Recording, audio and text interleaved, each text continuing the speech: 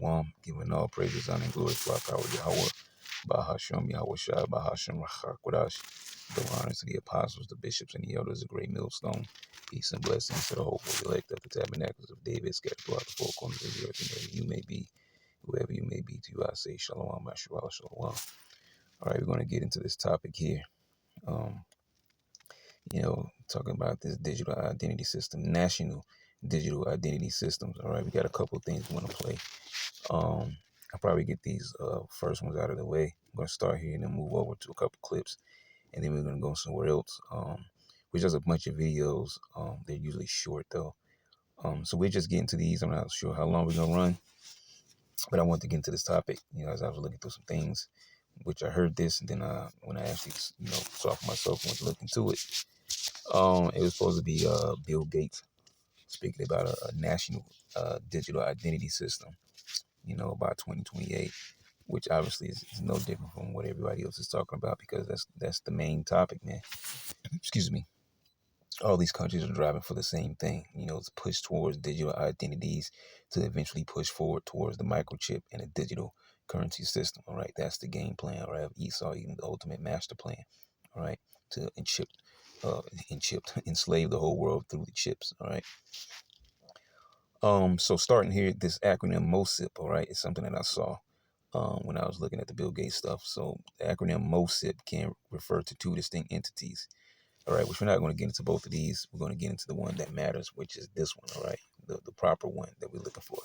Modular Open Source Identity Platform, all right, Modular Open Source Identity Platform, all right, or MOSIP for short, a global not-for-profit initiative to help governments and organizations build foundational digital ID systems. One more time, a global not-for-profit initiative, so they say, to help governments and organizations build foundational digital ID systems. All right, when you jump down here, here's more information on each. We want the main one that matters. Modular Open Source Identity Platform, MOSIP. This MOSIP is an open source platform providing a secure, scalable, and inclusive framework for national digital identity systems, which I'll probably title it that. It was incubated at the International Institute of Information Technology, all right, Bangalore, okay, so IITB, and is supported by foundations such as the Bill and Melinda Gates Foundation. I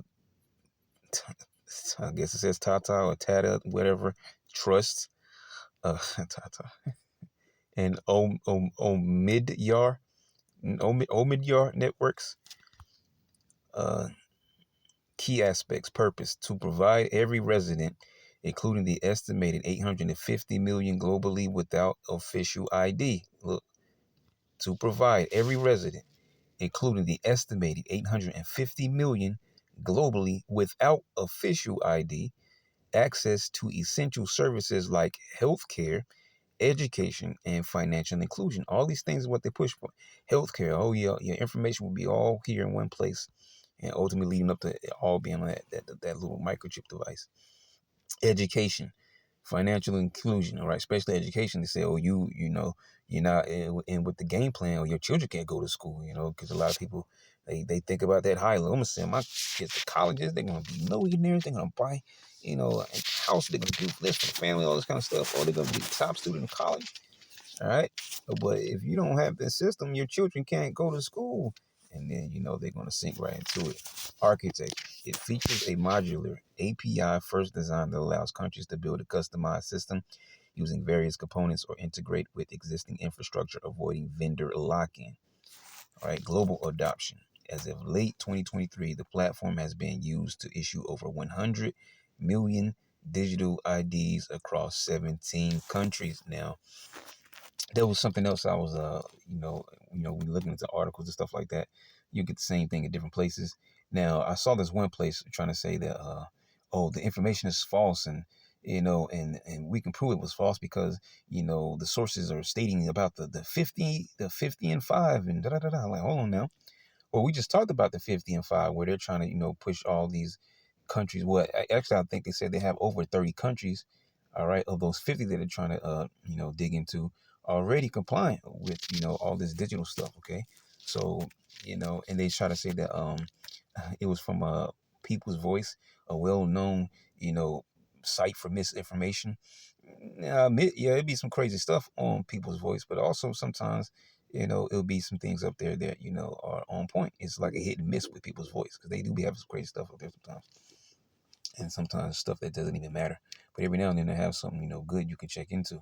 Okay, so yeah, so it is not false information, because if these people are saying they're going to do this and actually doing this, then I mean, what is it they're saying and they're doing? Okay, so it says 100 million digital IDs across 17 countries, with national rollouts or pilots underway in nations like the Philippines, Ethiopia, Morocco, Togo, and Uganda. All right, technology. The code is available at GitHub under the Mozilla Public License 2.0 and emphasizes security, privacy, and user consent by design, utilizing cryptographic encryption and a zero-knowledge architecture. So I don't care about all that. All right, so there's that. Okay, my screen froze. Bear with me. Okay, there we go. I don't know what the heck just happened. I paused for a minute. Give me a second here. I was going to wait to play this one after we got the other one, but I'll go ahead and play this one. Because I tried to download this little 1 minute clip. For some reason, they wouldn't give me the actual clip. So we could just play it straight from YouTube. All right. Help us understand what this universal or digital ID entails. What does it look like? What kind of information would be in it? How would it function within the broader system? Sure. So Bill Gates has been talking about digital ID for over 10 years. I mean, as cell phones and smartphones were kind of getting launched in the mid and late 2000s, he was saying cell phones are going to be great because you're going to be able to store all of your vaccination records on them.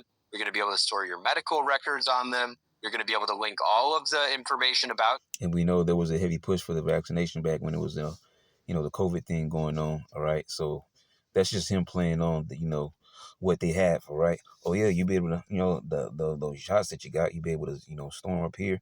And it was interesting how he said when the cell phone stuff, started, whatever, he was already pushing this. All right. Because they already know what's going into, man. All right. From credit cards to cell phones to, all these different things and all these, gradual steps to get to the microchip, man. All right. They already knew what they were leading up to, because it's not like they just sprung a random plan. All right. It's already been planned from the beginning. They just have to take certain steps to get there. Yourself on one device. So that's kind of because you're going to be able to store all of your vaccination records on them. You're going to be able to store your medical records on them. You're going to be able to link all of the information about yourself on one. Be able to link all the information about yourself on one device. Okay. And they're pushing, excuse me, I'm fixing my glove. They're pushing, all right, for the digital ID, because ultimately the peak of their plan, as we done said already now, is this little chip the size of a grain of rice, the microchip, the mark of the beast, as said in the book of Revelation, chapter 13, man. That's the ultimate thing. All those things on that device, so they can monitor and control you by way of pretty much currency, man. Okay. Because that's, digital currency, digital system. All right. The microchip, you're on the grid. Okay. If you get out of line, we cut you off. It means you've been cut off from your currency. Money that you went to work and earned or whatever. Okay. They just cut you off from it because they control that. And there's nothing you can do except for try to make up for it. Oh, I'll pay the penalty, Mr. Esau man. Okay. And then get your chip turned back on so you can feed your family, stuff like that, to those individuals of the world in 2/3. All right. Because we're looking for protection from the Heavenly Father, but we're just making a point here. Okay. Device. So that's kind of when he first starts talking about digital ID, is when smartphones were coming online. See? And since then, I mean, there's been a huge initiative called the ID 2020.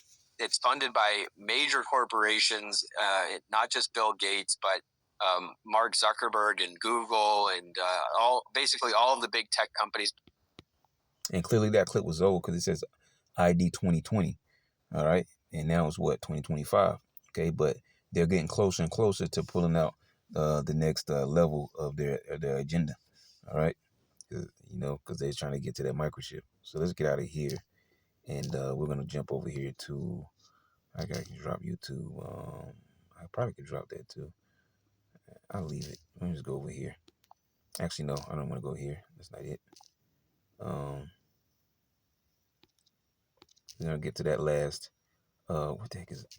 Okay, I see what happened. Let me just drop that. All right, here we go. Oh, and that's what we always quote. All right, 2 Corinthians chapter 2, verse 11. Lest the Satan should get in advances of us, we are not ignorant of his devices. Okay, Satan, Shaitan. All right, that's the adversary, which really the Edomites. All right, because there's a spiritual, being. All right, Satan, but those that do the bidding of Satan on this earth are actual people. Edomites, the top so-called elite, the bankers. All right, those are the main adversary in the physical. Okay, the wicked that control the earth. All right, get an advantage, get one over you, pull a wool over your eyes. All right, yeah. Let's say should get an advantage of us. We're not ignorant. Ignorant means to not know of his devices, and that's what we're talking about right here. So let's go and play this. This is from Bible 7. I saw this. I think I heard someone speak about this. Can't remember who, but I saw this not too long back, so I listened to it. This is Dabu 7, and it looks like Gates is back with his minions, and they're pushing hard this time for this global AI-driven surveillance system. It's going to track everybody and their jab status via a global ID, digital ID. And they're rolling this out. They just posted this in a bulletin for the World Health Organization. And this is what they're calling for here. Of course, you've got Klaus Schwab and all the minions tied into this. This is backed by the Gates Foundation. And this dystopian proposal raises far more than privacy and autonomy concerns. It establishes the architecture for government overreach, for cross-domain profiling, for AI-driven behavioral targeting, conditional access to services, and a global surveillance grid tracking system on Notice how he said conditional access to services. Conditional what autonomy conditions? concerns. It establishes the architecture for government overreach, for cross-domain profiling, for AI-driven behavioral targeting, conditional access to services, and a global surveillance grid tracking system on every Global surveillance grid tracking system, like Palantir coming into play. All right, but mass surveillance through cameras, Palantir, and with the precognition system, to thought crime. Right, we think you about to say or do something that is against our will, right? And then we're gonna come and put the hammer down on you. Okay, so let's keep going. individual on the planet. It's unprecedented. It also, by their own admission here, it proposes that it integrates personal identifiable information and socioeconomic data, such as your household income, ethnicity, and religion. All this biometric data. Household income, religion, I forgot what he said. Did he say address or something like that? Anyways, all your information. They want everything about. They want to know everything about you. They want to be able to see your face on the screen, match it up with all your digital information. Bam, digital ID. All right. Track and trace you. They control you and all these different things. Okay. This biometric data. It deploys biometric data, right? Fingerprints, face scans, and things of that nature. Artificial intelligence for identifying and targeting the unreached and to combat misinformation. Combat misinformation. Makes me think about the movie Leave the World Behind, where he was talking about the 3-step program or whatever, and part of it was to spread misinformation. And I talk about this all the time, man. On YouTube, you'll see a video where it could be brand new, but it's dated back in 2012 or something like that, and it throws you off. It's like, wait a minute, I know this right here just happened, okay? Or sometimes it'll be something new. It's something new that's dated old, something old is dated new, and yeah, I notice it does that from time to time. All right, well, some things do be old, and it'll just be coming back out again. But yeah, and the same thing for like when you go into Google or whatever, trying to look up an article, they'll have the same thing there, where you was like, wait a minute, these people are just talking about this topic, but the date is old, okay? Because certain things were talked about, in times past, but it's just confusion, man. But ultimately, Esau wants to stop these whistleblowers And mainly he wants to stop the prophets, man, because the prophets have the truth, right? They have the true light. They have the dark, wicked light. The prophets have the true light, all right? Exposing this man. What it says, uncover thy locks, make bare the leg, pass over the waters, rivers, or something like that. In Isaiah, I believe it's 47. Come down and sit in the dust, O virgin daughter of Babylon. All right. There's all this confusion that Esau is stirring up. All right, but through the spirit and power, Yahweh Shema Shai, the prophets are able to speak the truth into existence. Let the people, well, when I say people, I'm speaking about the Israelites, all right, know exactly what Esau's up to, all right, what he's planning, what he's been planning, not just like I said, not he should like he's just springing a trap. He's been planning these things, okay, and so just trying to the best of our ability keep up with these steps, okay, because we see him doing a lot of things, okay. Then it enables the governments to use JAB records as a prerequisite for education, travel, and anything else they so choose. See, the JAB records as a prerequisite for travel and education, all these different things. So they basically turn that, and really, in a sense, it works both ways. It turns against the people who didn't want to get the hokey pokey, and then for the people that did get the hokey pokey, they say, "Hey, good thing you guys got it, because check out what we got here. You can do this and this and that these other people can't do."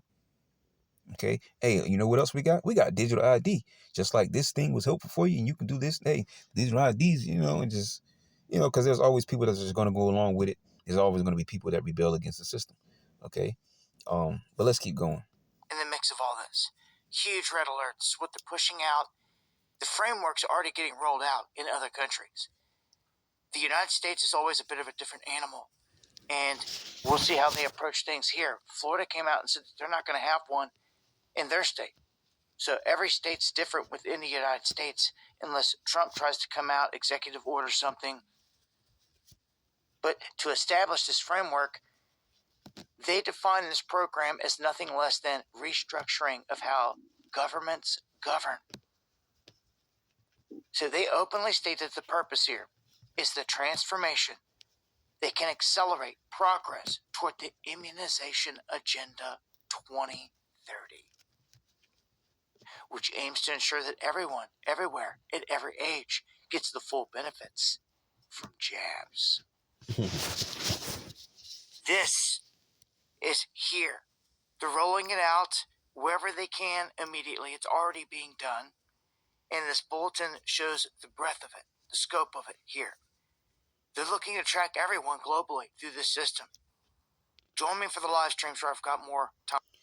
Yeah, so we can stop him right there. So yes, this is the talk right here. I guess I can drop him. I want to go over here, and I haven't watched any of these little clips down here yet. Which this is dated back October 14th, so not too far back anyways. But it says UN member states endorse global digital ID framework with pact for the future. Okay. And there's a bunch of videos down here. I get some of this because I don't want to read all into it because there's so many down there. Some countries are rapidly advancing digital ID, while others may be slow walking towards DPI, digital public infrastructure, just waiting for a regime change, perceived crisis, or policy update to bring it all online. With the adoption of the Pact for the Future at the UN Summit of the Future in September 2024, 193 member states committed in a non-binding way to rolling out digital ID schemes as a part of a wider plan for a digital public infrastructure, or DPI. All right, DPI is a civic technology stack consisting of three main components. There's a key digital identity. All right, we'll be able to identify you, and then push that chip on you. Look, fast payment systems, example given, programmable central bank digital currency, aka CBDC, programmable. All right, because everything's zeros and ones on their computer screen, and everybody's bank accounts are those zeros and ones, and they have control of it. They can't track every dollar, but when everything's digital, it goes through one system. That system goes through them, which means they can track and trace every dollar bill, track and trace every human being by the chip system. All right. Stable coins, which I don't know how far they're going to go with that. I believe that stable coin was the one that had the 1-to-1 ratio that Trump was talking about. I believe that's the same one. I believe it was stable coin. Anyways, online banking apps, etc. All right. And yeah, and so, which, as I keep bringing up from time to time, the Fed now, what happened to that? Maybe I should look into that and see what they did with that, because it didn't go away, but it was supposed to be like a bridge app type of thing. So one digital bank here in America, all right, can cooperate, flawlessly with a digital bank in Europe somewhere, all right. So basically, internationally, intercontinentally, all right, that's the word. Okay. Massive data exchanges between public and private entities. Now, we're not going to get into all of that. I want to get down here to some of these videos and just see what they say. It's probably more that we can read on. They're probably short. They're usually short. Hopefully they are, because there's a lot of them down here. In 2030, consider digital public infrastructure. Every person now has a secure digital identity, or digital ID. This has unlocked services that were previously out of reach of so many. UNDP admin and da da da da. So let's just play the video, because they'll probably say. Green has so eloquently articulated. We see a world transformed in ways we couldn't have fully imagined even a few years ago. We've arrived at a point where digital transformation is not just about technology. It's about lives, our children's lives. Consider digital public infrastructure. Every person now has a secure digital identity. You're imagining the year 2030. This has unlocked services that were previously out of reach of so many. When the Digital ID initiative reached a young mother, it didn't just give her access to education and healthcare. For the first time, I feel seen, she said. Closing the digital skills gap has ushered in a new era of entrepreneurship. That includes a young graduate of 23 years of age. Thanks to a new digital bank account, he has now set up his own green transport business and employs 7 people. Or look to technologies being harnessed to deliver for the planet.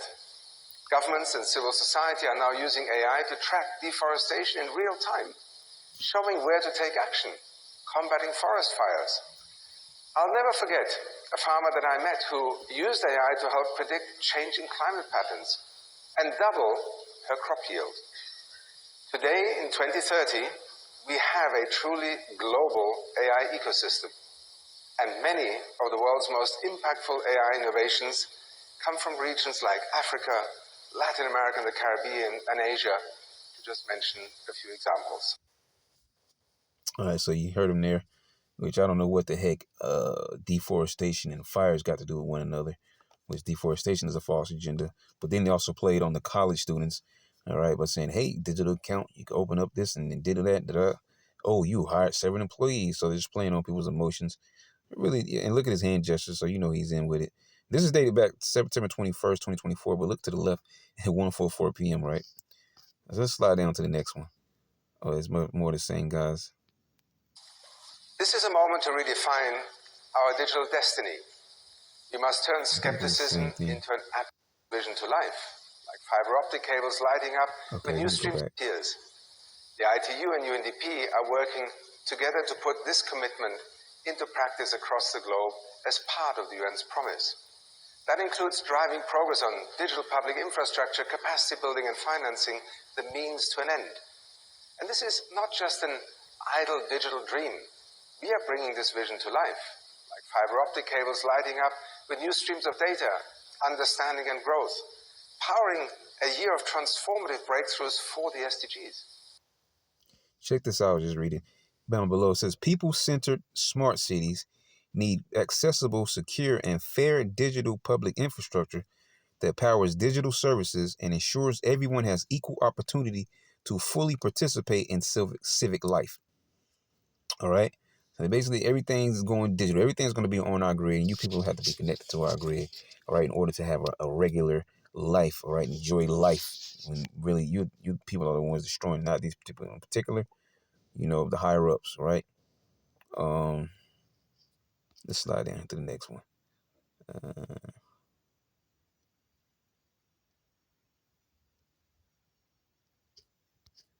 Excuse me. All right, let's see what she says.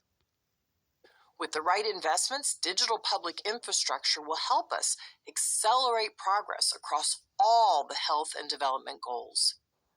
We know this because we're seeing it happen now.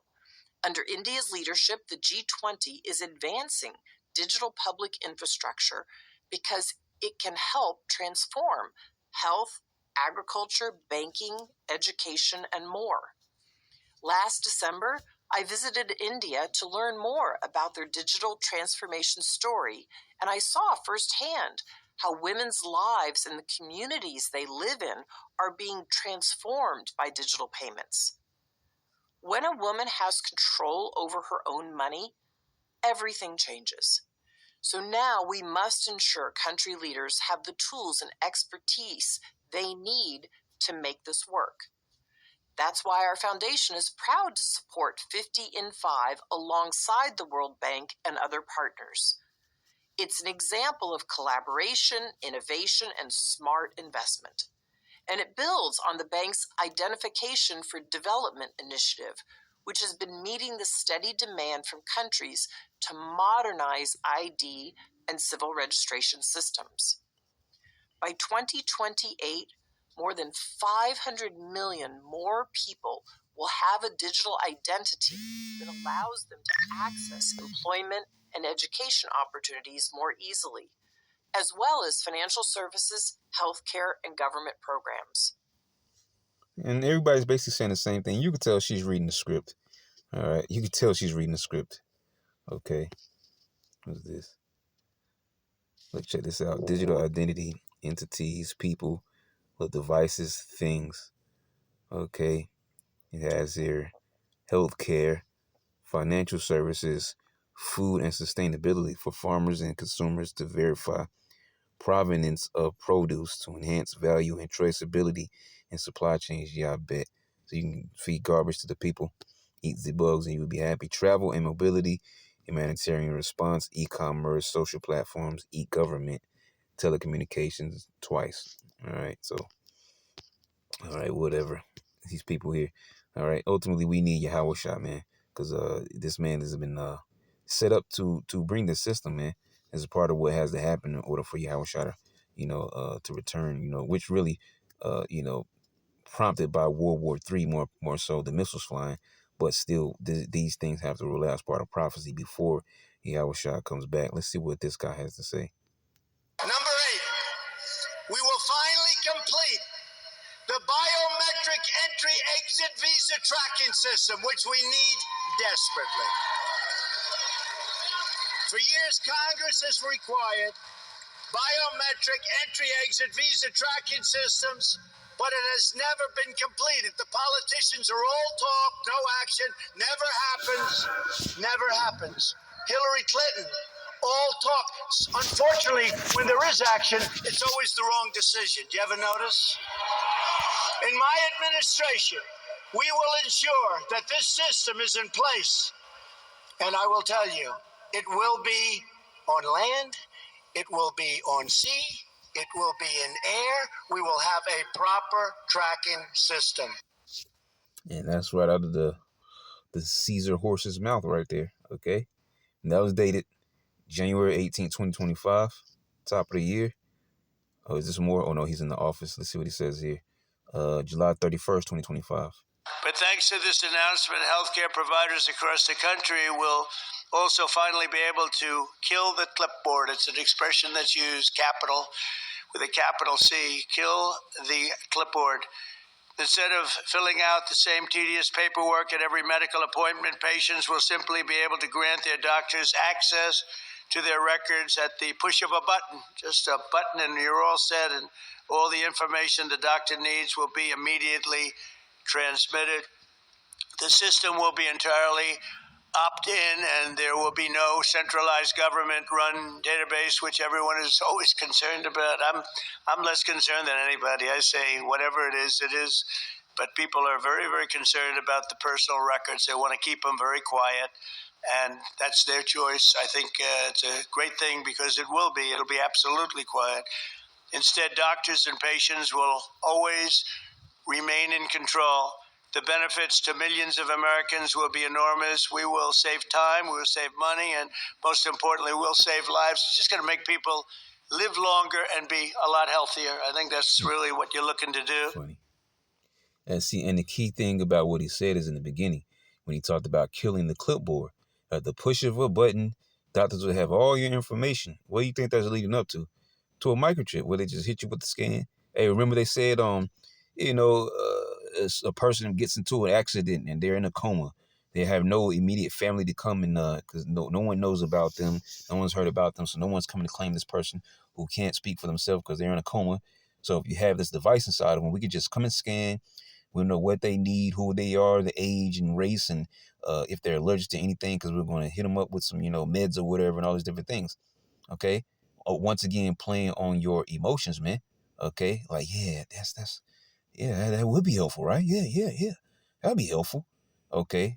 Meanwhile, ain't nobody thinking about getting into an accident. All right. I mean, all things are by the Lord, but you get my point, though. Nobody's just running around thinking like, yeah, I'm gonna be in the hospital, nigga, just scam me. Nobody's walking around thinking like that.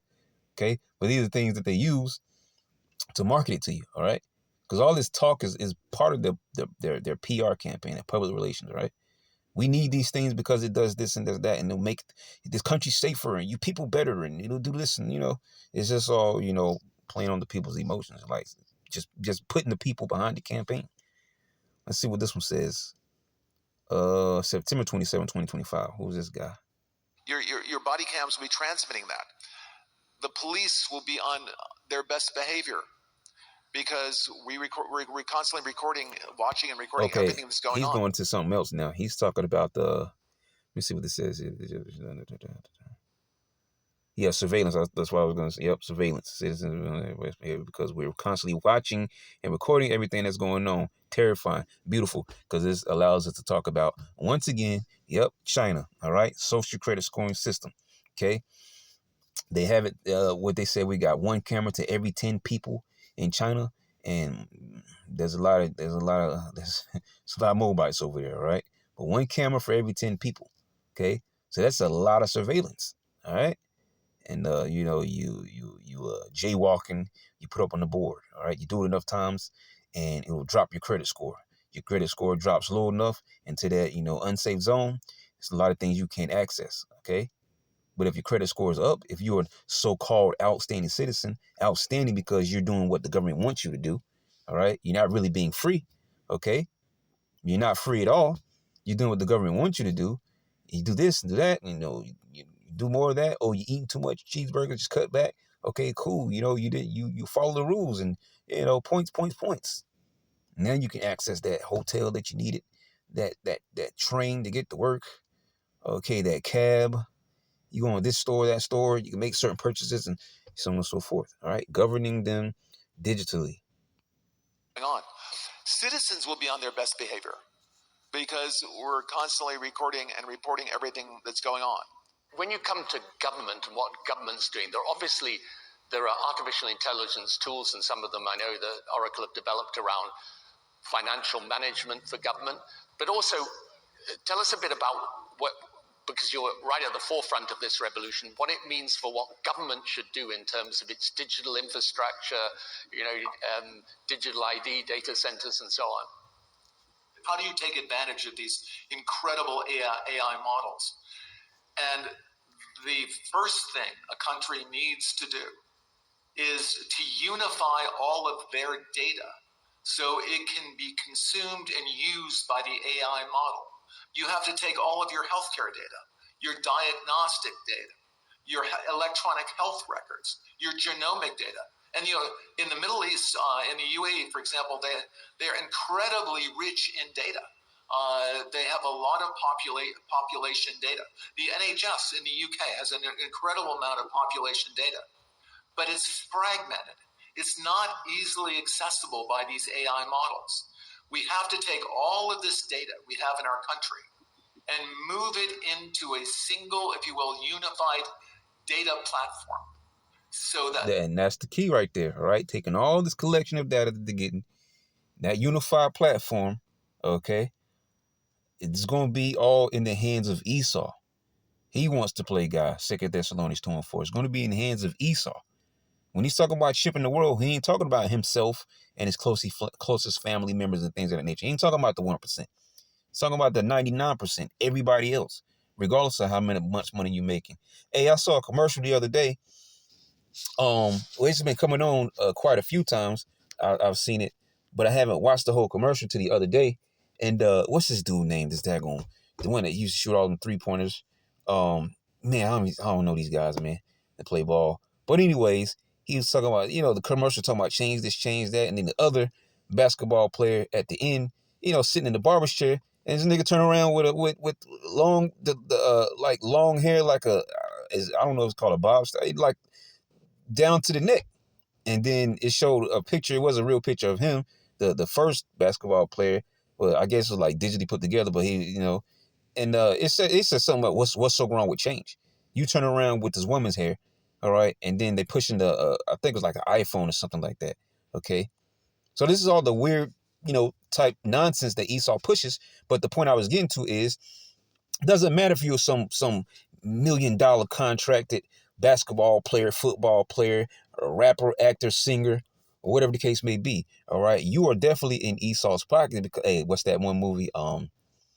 Devil's Advocate, money. That's the easy part, all right? Because he's got all the money. That's part of his blessing. He was given the fatness of the earth and the dew of heaven, from above. Genesis 27. And the other half of that blessing was that sword. And that's how he maintains all the things that he's been given on the first half of his blessing. All right. Through his policies, through his weapons and technology. All right. The bully, the hammer of the earth. Okay. Which really more so dealing with America, but I mean, they control America. So you get the point. Okay.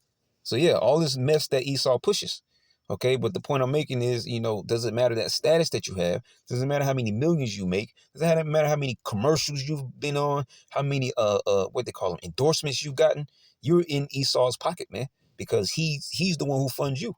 And so that's why he's going to use these celebrities to push things like that. Excuse me, or to push the microchip or whatever the case may be. See? Excuse me. Some of you probably know what the commercial I'm talking about. I can't really remember these guys' names though. So we provide context. When we want to ask a question, we've provided that AI model with all the data they need to understand our country. So that's the big step. That's kind of the missing link.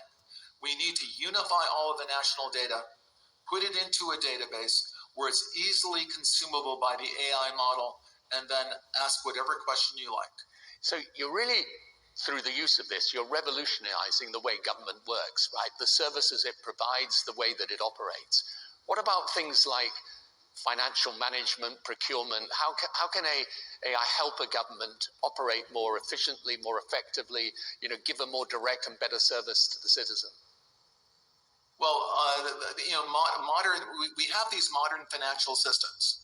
So, countries can, and all. So for example, the AI system will help you do that. But again, the secret is to get all of that data in one place. Without having the basic data, it doesn't have it cannot answer the question about your country. I think countries are very uncomfortable with keeping their data in other countries' data centers.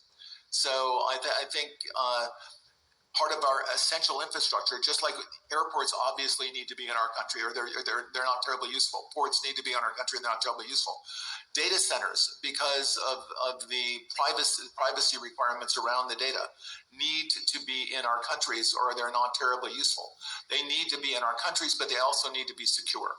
And there are new technologies right now. This is the last year you will ever log on to an Oracle system with a password. By the middle of this year, I'm quite certain you are Tony Blair. So how do I know? Well, I look at you, I hear your voice, I listen to the kind of questions you ask. I'm pretty sure you're not synthetically created and having this conversation. The security system, we have biometric logins. The computer recognizes you. It recognizes your voice. It might ask you to put your index finger on the return key. And we know, we're absolutely certain it's you. There's no reason to enter a password. In fact, passwords are too easily stolen.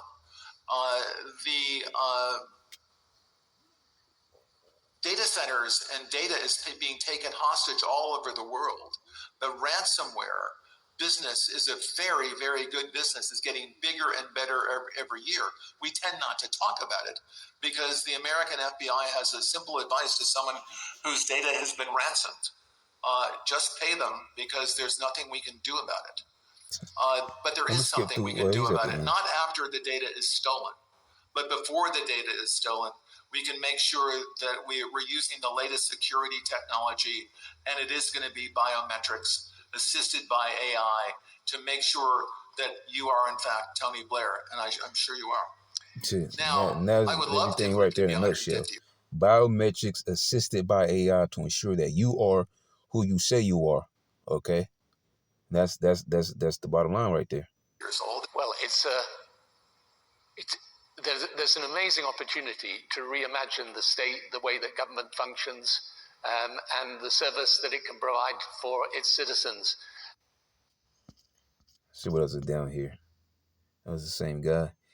You need healthcare data. Let's see how long this one is. If you want to improve population health, you have to take all of your healthcare data, your diagnostic data, your electronic health records, your genomic data.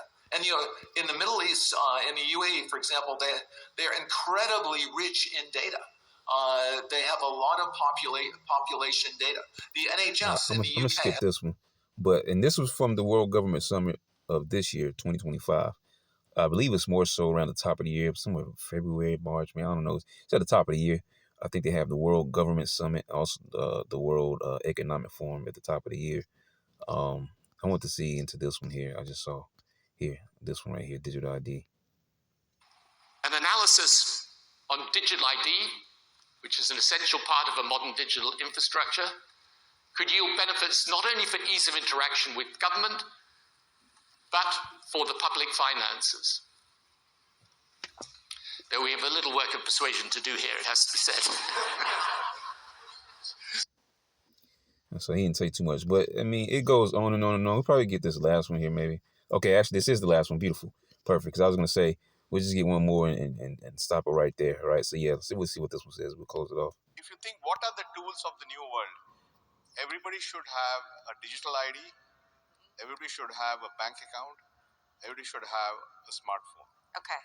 Then anything can be done. Everything else is built on that. Hey, check that. Hold on. He says everybody should have a digital ID. All right. You want to know who you are digitally. Everybody should have a bank account, which that's going digital because, they're going to be central bank digital currencies eventually. Everybody should have a smartphone.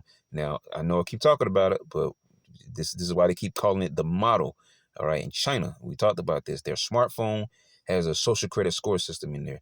That smartphone that they have, which is linked to the social credit score, well, the app that they have, which is linked to the social credit scoring system, is either the WeChat or something like that, or the Alipay app, linked to that social credit score system. QR codes that they scan when they go in everywhere, right, to track where you are, how long you spent there, what you purchased, and so on and so forth. Okay, some things you could pay for with facial recognition, like the girl did at the woman did at the vending machine. She paid for a bottle of water using her face, all right, which is part of biometric identity.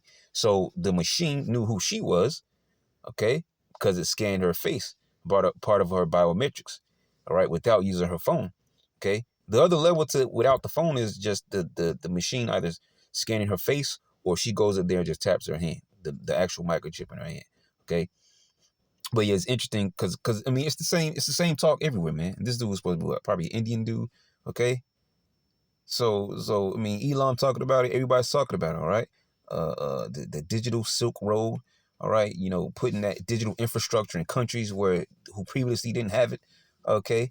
You got a rundown. Oh, like I used for that example, like when you talk about, like when you look at these videos, the Philippines starts run down trash after heavy floods or rain. The streets are just flooded out and just people just sitting around in flip flops and shorts and stuff. Looking all beat up and run down and stuff. But they walking around with cell phones though. Okay. You got cell phones and cell phone towers around. Okay, so you got the one side doing one thing and the other, like the global north, the global south, right? But they're doing the same thing. They're doing the same thing.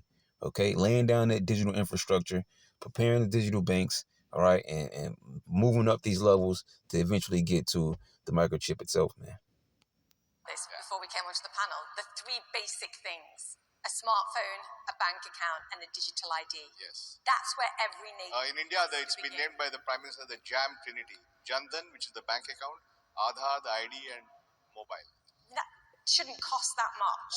And I think India has their own little form. I forget the name of it though. Their little digital like form of things. Nothing. Peanuts. So I mean, there you go, man. I'm actually glad we pulled this up because I was looking for something else, but it took me to this article here when I saw those videos. I was like, why not jump into them? And so there was a long list. Okay, we only barely skipped over one of them because we were close to the end. But yeah, just to talk. Actually, now that I'm thinking about it, it was about the old Bill Gates thing that was talked about. All right, pushing for this national digital ID system. Okay, so I mean, hey, the microchips around the corner, man. All right, and that's why we just blowing a trumpet about it. Okay, so no need to force it. I'll probably leave it at that. Lord willing, you were edified. To next time, I was going to say shalom.